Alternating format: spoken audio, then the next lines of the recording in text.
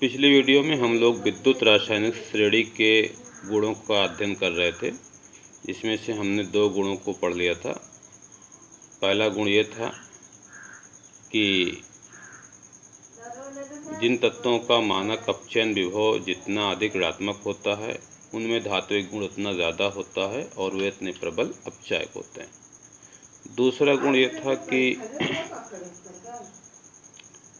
जिनका मानक अपचयन विभव ऋणात्मक होता है, मतलब कि हाइड्रोजन से कम होता है, वे तनु अम्लों से अभिक्रिया करके ऐसे जो तत्व होते हैं, धातुएं ही होती हैं, धातुओं का ही मानक अपचयन विभव ऋणात्मक होता है।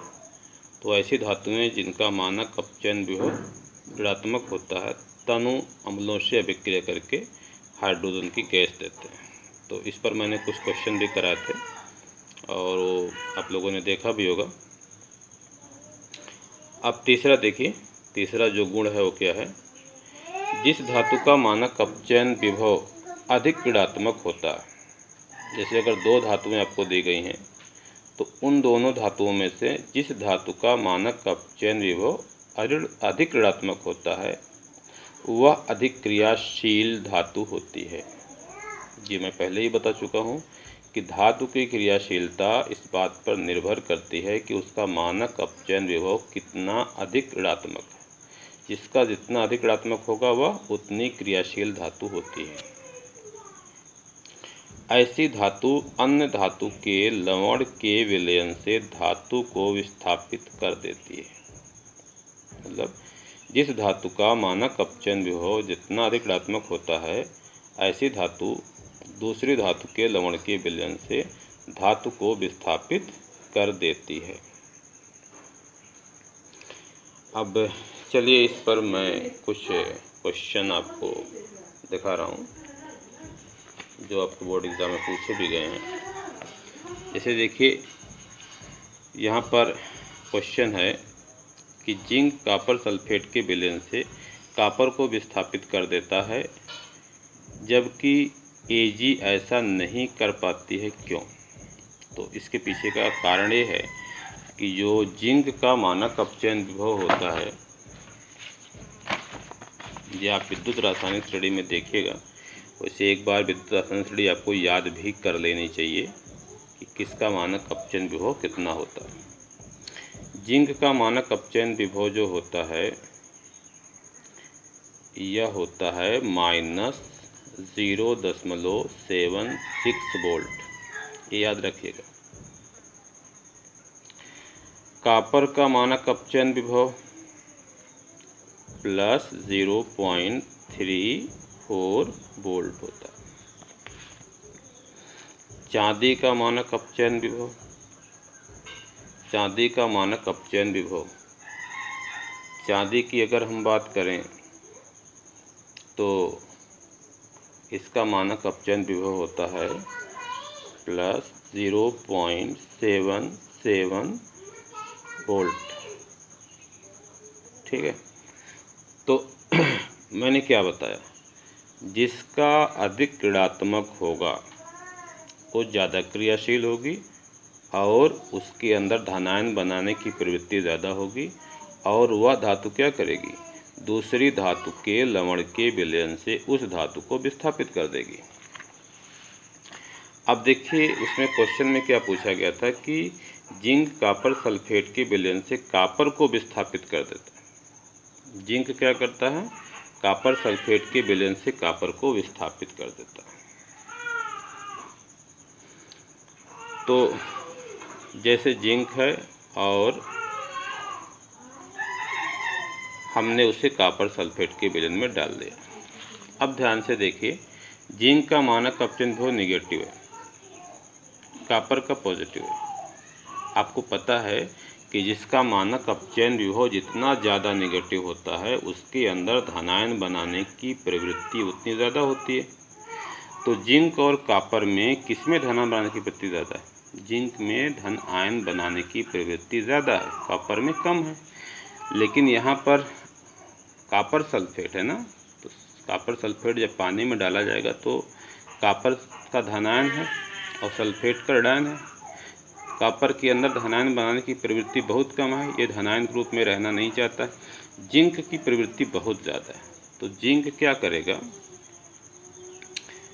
जिंक अपना धनायन बना लेगा।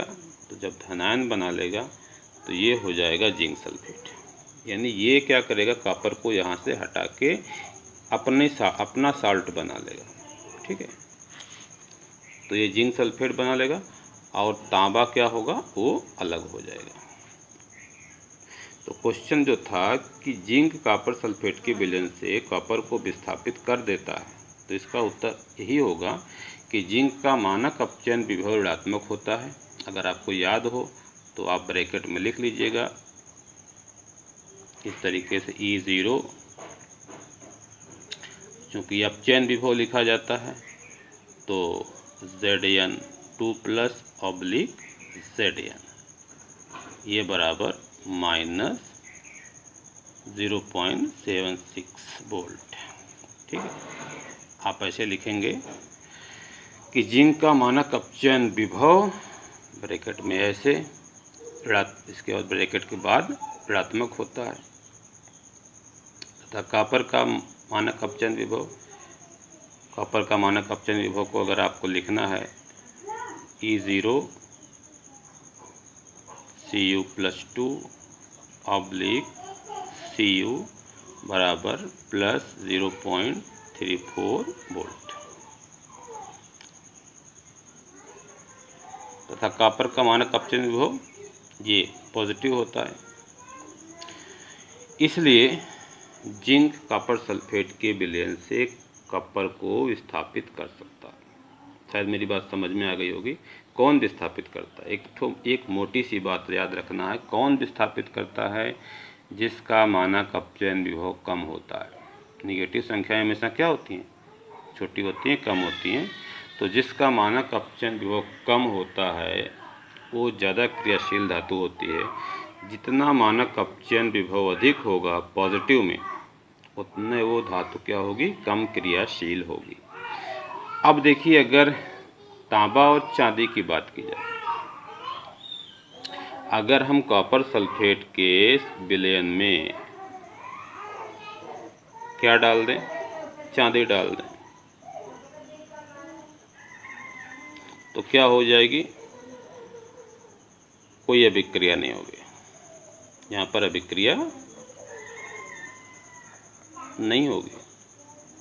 क्यों नहीं होगी, अब आपको समझना। क्योंकि जो चांदी है, चांदी का मानक अपचयन विभव जो है वो तांबे के मानक अपचयन विभव से अधिक है। इसलिए चांदी तांबे की तुलना में कम क्रियाशील धातु है। अतः चांदी कॉपर सल्फेट के विलयन से कॉपर को विस्थापित नहीं कर सकती है। फिर से सुन लीजिए क्या लिखना है, चांदी का मानक अपचयन विभव तांबे के मानक अपचयन विभव से अधिक है, इसलिए चांदी तांबे की तुलना में कम क्रियाशील धातु है। अतः चांदी कॉपर सल्फेट के विलयन से कॉपर को विस्थापित नहीं कर सकती। ये आपको क्वेश्चन समझ में आ गया होगा। तो ये प्रॉपर्टी समझ में आई, कौन सी धातु विस्थापित करती है, जिसका मानक अपचयन विभव कम होता है या निगेटिव होता है।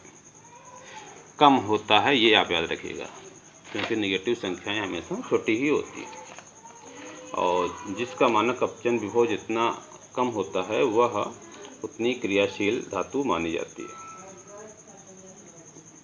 अब देखिए यहाँ पर एक और क्वेश्चन है, सिल्वर नाइट्रेट के विलयन में कॉपर डालने पर विलयन का रंग नीला क्यों हो जाता है। ठीक है, देखिए 2010 और 16 में पूछा गया, सिल्वर नाइट्रेट के विलयन में अगर हम कॉपर डालें तो उसका रंग नीला क्यों हो जाता है। सिल्वर नाइट्रेट का फार्मूला आपको पता होगा, AgNO3, और इसमें हम क्या डालते हैं, कॉपर। तो जब इसमें हम कॉपर डालेंगे तो अब हमको देखना है कि ये कॉपर जो है वो सिल्वर नाइट्रेट से रिएक्शन करेगा कि नहीं करेगा। तो हमें दोनों का मानक अपचयन विभव देखना है। अगर भाई रिएक्शन करने वाला कॉपर, रिएक्शन तब होगी जब कॉपर का मानक अपचयन विभव क्या होगा, कम होगा। जिसका मानक अपचयन विभव कम होता है वो ज़्यादा क्रियाशील होता है। जब ज़्यादा क्रियाशील होगा तभी रिएक्शन कर पाएगा। तो देखिए तांबे का मानक अपचयन विभव है +0.34, चांदी का +0.77। तो कम तो है कॉपर का, जाहिर सी बात है कॉपर का चांदी से कम है। तो कॉपर जो है वो चांदी की तुलना में ज़्यादा क्रियाशील धातु है। देखा होगा आपने, तांबा का जो बर्तन होता है अगर आप उसको, या तांबे का जेवर और नहीं बनता है, लेकिन चांदी का बनता है। तो चांदी का जेवर इसलिए बनता है क्योंकि कम क्रियाशील धातु है, इस पर वायुमंडल का इफेक्ट कम पड़ता है, नमी का इफेक्ट कम पड़ता है, तो इसकी चमक कुछ दिनों तक बरकरार रहती है। लेकिन जो सोना है वो अब बहुत कम क्रियाशील धातु है, बहुत कम क्रियाशील धातु है। इस पर किसी चीज़ की रिएक्शन नहीं होती तो इसकी चमक बहुत दिन तक बनी रहती है। फिलहाल वो एक अलग टॉपिक है, मैं बाद में समझाऊंगा। तो यानी तांबा जो है ज़्यादा क्रियाशील धातु है, ये मानक अपचयन विभव से कन्फर्म हो गया। तो तांबा क्या करेगा, चांदी को विस्थापित कर देगा, यानी अपना सॉल्ट बना लेगा, यानी ये बना लेगा कॉपर नाइट्रेट। क्या बना लेगा, कॉपर नाइट्रेट प्लस 2 Ag। मैं यहाँ लिख दे रहा हूँ चांदी। मेरी बात समझ रहे कि नहीं समझ रहे।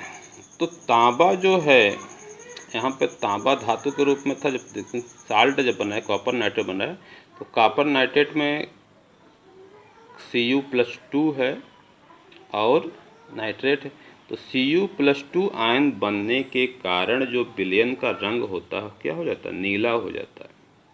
ये आपको पढ़ाया जाएगा कोऑर्डिनेशन कंपाउंड में कि ये जब इसका हाइड्रेशन होता है, इसको जल के अणु आके घेरते हैं, तो यह एक नीले कलर का विलयन बनाता है। कॉपर सल्फेट आपने सुना होगा, उसका विलयन क्या होता है, नीला होता है, उसको नीला थोथा कहते भी हैं। तो उसमें Cu+2 आयन के कारण नीलापन आता है। सल्फेट को उसमें कोई रोल नहीं होता है, चाहे कॉपर सल्फेट हो चाहे कॉपर नाइट्रेट हो, उसका विलयन क्या होगा, नीला ही होगा। तो मेरी समझ से ये गुण आपको समझ में आ गया होगा।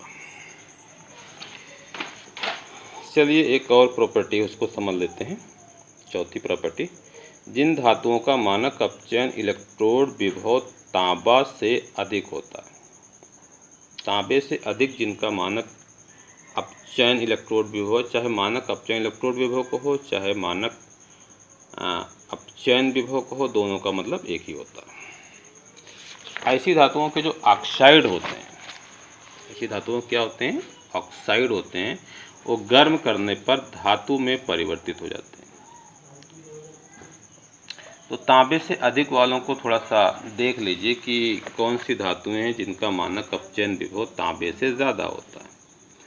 तो तांबे को हम लोग देखें, तांबा कहाँ पड़ता है, देखिए तांबा यहाँ है ना, ये Cu+2 आयन से ये है ना, ये 34।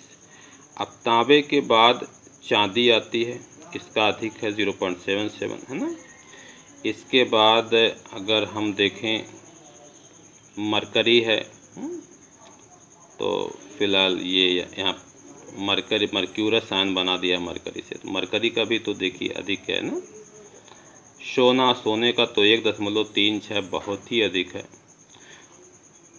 तो मरकरी है, चांदी है और सोना है, तो इन सब का मानक अपचयन विभव क्या है, तांबे से अधिक है। तो इनके जो ऑक्साइड होते हैं अगर आप उनको गर्म करिए तो डायरेक्ट हमें क्या प्राप्त होती है, धातु प्राप्त होती है। जैसे मर्क्यूरिक ऑक्साइड को गर्म कर दो तो क्या प्राप्त होती है, मरकरी प्राप्त होती है, पारा मिल जाता है। कॉपर इसका ऑक्साइड है, चांदी का ऑक्साइड है, इसको गर्म कर दो तो चांदी मिल जाती है। सोने का ऑक्साइड, इसको गर्म कर दो सोना मिल जाता है। तो सबसे पहले इन्हीं धातुओं की खोज हुई थी। आपको इतिहास में पढ़ाया भी गया होगा कि धातुओं की खोज में सबसे पहले सोना और चांदी की खोज हुई, क्योंकि इसका निष्कर्षण आसान होता है। ये कहीं कहीं तो शुद्ध अवस्था में पाई भी जाती है ना। और अगर ये ऑक्साइड के रूप में है तो इनको अगर आप हाई टेम्परेचर पे गर्म कर दोगे तो शुद्ध धातु में परिवर्तित हो जाती हैं। तो ये जो मेरी वीडियो थी, ये छोटी सी वीडियो तो थी, लेकिन इसमें मैंने कुछ समझाने की कोशिश किया है। और इस तरीके के क्वेश्चन आप लोग अपनी बुक से और प्रीवियस ईयर पेपर से ढूंढ के लगाने का प्रयास करिए।